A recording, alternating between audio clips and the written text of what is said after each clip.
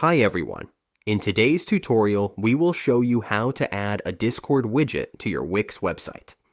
This is a great way to grow your community and let visitors join or interact with your Discord server directly from your site.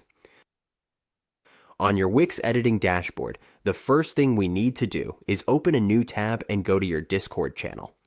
Let's wait for this to load. Once we're here, we just need to click the channel, then click the drop-down button and go to Server Settings. Under Server Settings, we will see Engagement. Make sure that under Engagement, we enable the Server widget. As you can see, it is now enabled. Now scroll down. Here is our pre-made widget. We just need to copy this code. Once we've copied it, we go back to the Wix Studio editor and click the plus sign to add elements. Go to Embed in Social and then go to Embed Code.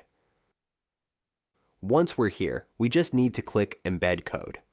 It will be inserted into our Wix website, as you can see here.